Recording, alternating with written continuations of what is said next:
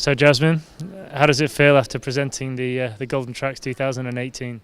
A massive relief that I didn't mess anything big up. No, it was great. It was an honour to be asked.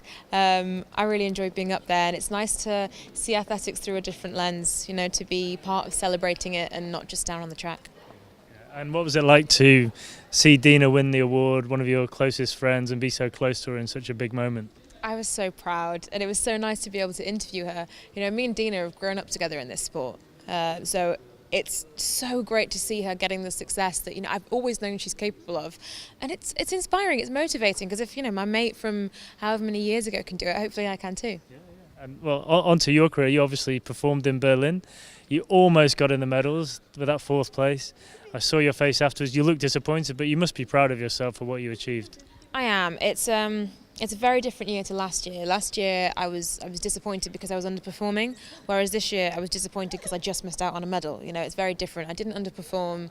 I did my absolute best and I was proud of it. But I want to go out there this winter and make sure that my absolute best is a little bit better. So I'm in amongst the medals. So next year, what are the events you're planning on targeting? Hopefully the European Indoor Champs and then the World Outdoor Champs. Those are the biggies. Any champs that there are, I want to be a part of it. Stay champs and I'm there as long as I make the team. So that's got to be the first goal, is make all the teams, and then we're fighting for medals. So Glasgow next year obviously is a big one because you're British and it's in your homelands. So what are your plans exactly for that? Well, I need to figure out exactly when trials is, and I'll basically build everything around trials, because I want to make sure that I'm there.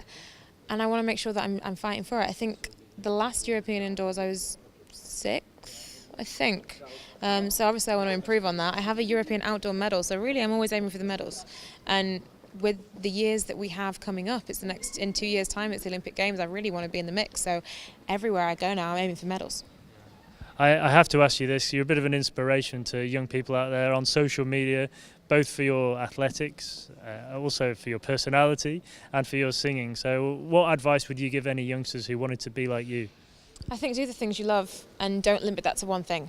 Because when you start to define yourself by just one thing, if you lose that, then you lose your sense of identity, and it's important that your identity is a massive thing. I'm not just an athlete, I do athletics, and an athlete is part of who I am, but there's so much more to me.